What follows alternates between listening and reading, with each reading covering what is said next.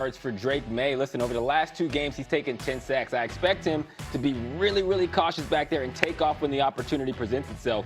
Also, look at what Josh Allen did against this defense a week ago, rushing for 66 yards. I think Drake May gets it done on the ground. All right, I like it. How about the other quarterback? Again, it'll be Jarrett Stidham. Yeah, give me 190-plus passing yards. I get it. He's a backup quarterback. He hasn't had any action. And when you're going against this defense, there will be opportunities for them over the middle of the field. Why? Because Bo Nix hasn't typically tested that area of the field, so I look at that as an opportunity, and I think Jarrett Stidham plays a lot better than people expect. All right, and you're a receiver. Give me a prop for one of the receivers. This is one I feel the most confident about. It's Kayshon Boutte for 3 receptions or more. I think Patrick Surtain is going to shadow Stephon Diggs, which leaves a Boutte and Riley Moss matchup, and I think he is going to go off. He's best in contested catch scenarios. They're going to test him, and he's going to come up big. All right, so we recap. It's Drake May with 30 or more rushing yards, Jarrett Stidham, 190 or more passing yards, Kayshon Boutte, 3+ receptions.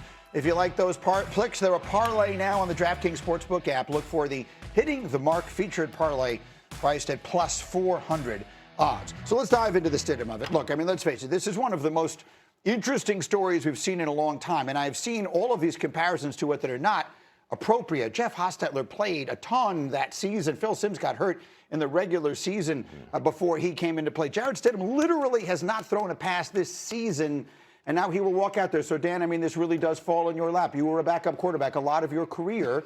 So I want you to put yourself in that position. No, but I mean, I'm all serious. What if you had to play? It's not a joke. No, but I mean, that's the question. but that is the point, right? So, I mean, vision a season in which Matthew Stafford had the year of his life, and you're his backup, and now you go all the way to the NFC Championship game, and he breaks his ankle at the very end, and now without having played all year, it's on you to take your team to the Super Bowl. Take me inside what's going on right now with Jarrett Stidham. Yeah, I think if I was in Jarrett Stidham's shoes, the number one thing I would want to do is get my teammates to believe in me by the way that I'm going about practicing at a high level, making big plays in practice. Also showing everybody I know what's going on.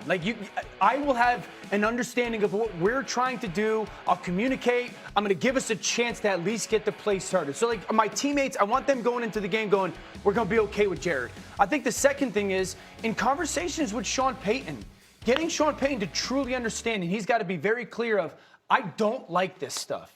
I don't call this.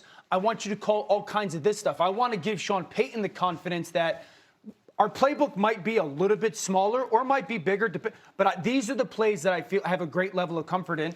And then I want to go watch New England's defense, who's a very good defense. What has made quarterbacks struggle against them? Why have quarterbacks gotten themselves into trouble? And just focus on that. And then the last thing is, you go to Sean Payton and be like, you have to win this game, not me. You're the Super Bowl winning coach. I'm not supposed to be the person to carry this game. And go to the defense. You guys are the defense that's top 3 in the NFL, not me. And so the focus point for Jarrett's got to be don't lose the game. Don't lose the game. If you walk out of this game and you don't give the ball away and you're efficient and you lose, you did your job. It's not your job to win this game. It's Sean Payton's job to win this game. It's the defense's job to win the game. Just don't lose it. I just want to point out how much belief there's been in Jarrett Stidham along the way at various levels. The New England Patriots liked him enough back in 2019 to pick him in the 4th round as a potential successor to Tom Brady. Josh McDaniels, the Patriots offense coordinator, when he became the head coach with the Raiders, took Jarrett Stidham with him and then turned to him when he benched Derek Carr, and they brought in Stidham, and in his first game as a starting quarterback for the Raiders against a team that went to the Super Bowl that year, the 49ers, he threw for 365 yards, 3 touchdowns, 2 interceptions. And then when Sean Payton was in Denver, the very first free agent he signed, the first, was Jarrett Stidham. Now, he has never been a starter in the NFL, so nobody really knows, but there's been signs all along that he's fully capable, and he's looked the part in the preseason.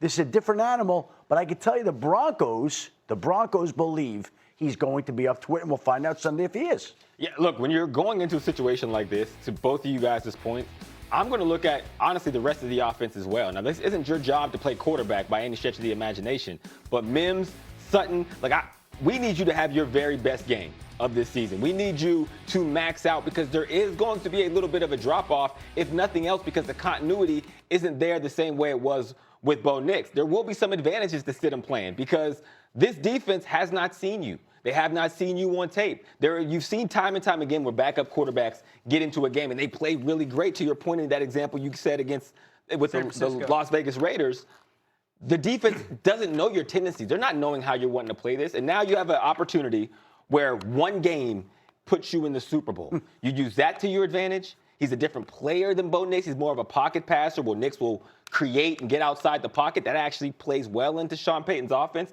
There is absolutely a game plan here.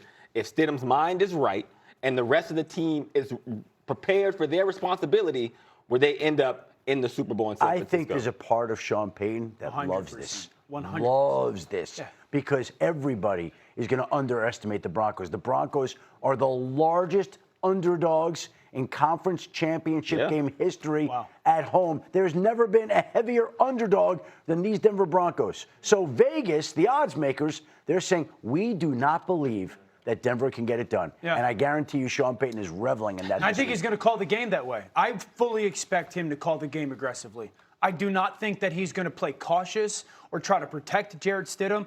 I think that he's got a high level of belief in Jarrett Stidham, and I think he's got an unrealistic level of belief in himself in the right way. I think it's fascinating the way he has gone about it. I mean this as a compliment. The way he has gone about instilling that confidence in everyone. He started messaging it that way immediately, and it has continued. And I think all those are messages aimed at his team. By the way, on a very quick throwback Thursday, the last time Sean Payton was in a conference championship game was January 20th of 2019. Oh, boy. And what might have been the worst call or non-call in NFL history.